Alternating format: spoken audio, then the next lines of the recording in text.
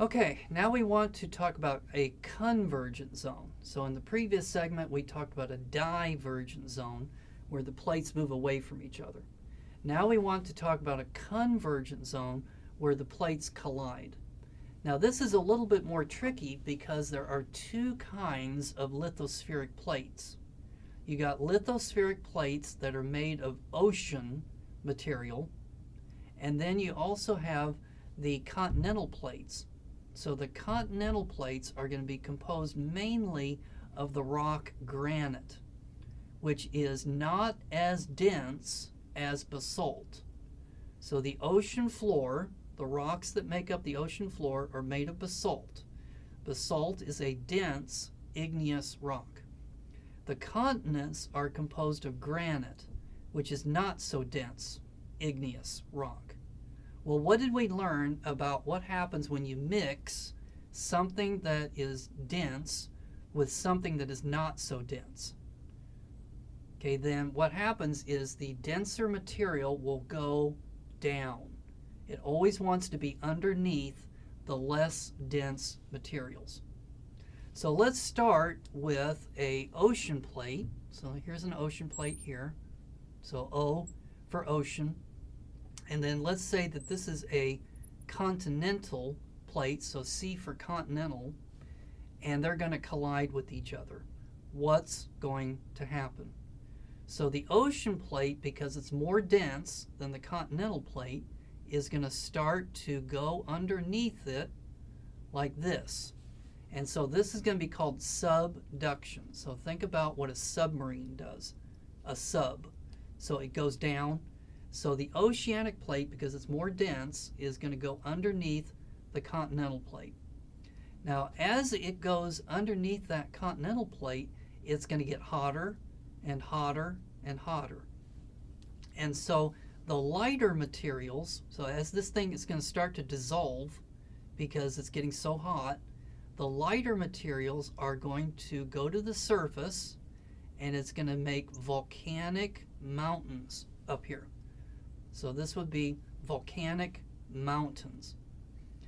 Part of this plate will continue further down, and so there's some theories that say that this plate will go all the way to the boundary between the core and the mantle.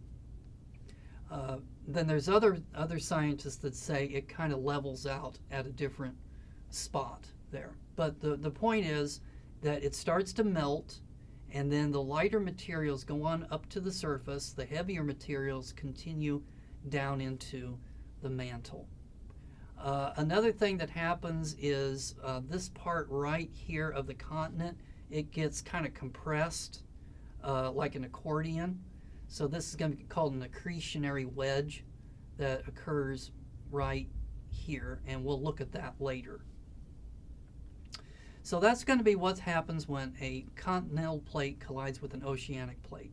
Now let's go with what happens if a ocean plate was to collide with an ocean plate. So in this case, you've got a ocean plate and another ocean plate, and they're going to collide. So they both want to go down. They're both dense. So when they collide, they're both going to want to go down, but one of them is going to be denser than the other one. And it all comes down to temperature. Whichever of these two plates is the coldest one, that's the one that's going to dive underneath the other one. So we need to show that this one is going down, but we need to show that this one is also going down like that, but this one wins. So this one goes underneath this one, and it starts to melt, and then materials go up to the surface, and we get volcanoes again, but this time it's going to be volcanic islands, an island arc system. So this would be more like a continental arc, whereas this one would be an island arc system. And so an example of this would be in Japan. So in Japan, you have the Pacific plate is going this way, It's colliding with part of an oceanic plate of the Asian plate. And so the Pacific plate is going underneath it. It's making volcanic islands, and then that's the islands of Japan. What would be an example of this one here? So this one would be the Pacific plate, or part of the Pacific plate is going underneath the South American continent, and then these would be the volcanic mountains of the Andes. So on the western coast of South America, you got the Andes Mountains, and that's a result of that collision. Another thing that you get is a trench. So where the ocean collides with an ocean, you get a very deep trench located right here. And do you remember that we said that in the western part of the Pacific Ocean, you got the Marianas Trench, which is really, really deep? Okay, and there's islands that are right next to it. That's an example of an ocean colliding with an ocean. So what does that leave us with? So we've got the ocean, continental, ocean, ocean. So what would be the third possibility? So that would be a continent colliding with a continent. And since they're both non-dense, they're both going to want to go up. So you end up with something like this, where the two continents collide and they are pushed up like this. And so you have the tallest mountains in the world where this collision occurs. And so an example of this would be the Himalayan mountains. So where you've got India colliding with Eurasia, and then that's pushing up the Himalayan mountains. Another example of this would be the Alps. Would be the Appalachians. So the Appalachian Mountains in North America are a result of a continent colliding with a continent. And when that happens, that's what pushed up the Appalachians. But if you look at the Appalachians today, you'd say they're hills. Well, when did this happen? So this collision occurred somewhere in the neighborhood of 400 million years ago.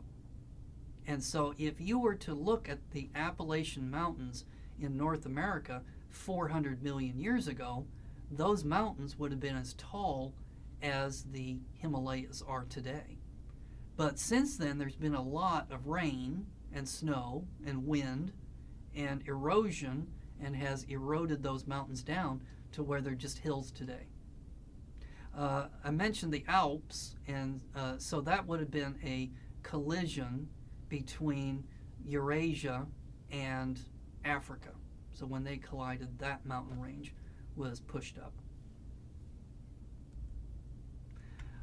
Another thing about the convergent zone, we mentioned that island arcs make curves. So why would the chain of islands, why would they make a curve like that? Well, that's a consequence of the curvature of the Earth. So that if you take a rubber ball and you push your finger into the rubber ball, do you see how the rubber kind of curves around your finger? And so similarly, because the Earth is curved, whenever you have these collisions, then it's not a plain collision because it's on a curved surface. It's going to make that indentation thing. And so therefore the islands and the trenches are going to be kind of curved whenever those collisions occur. We already mentioned this, but what happens to the subducted plates whenever you have these collisions and the plate goes down into the mantle of the Earth? What happens to it? Well, some of these plates kind of level off and they find an equilibrium whenever the density of that plate is the same as the density that is surrounding it. Then the plate no longer will go down inside the Earth. But if the plate is very dense, then it might continue all the way down until it reaches the core mantle boundary. All right, let's take a break, and when we come back, we're going to talk about how do plates slide past each other.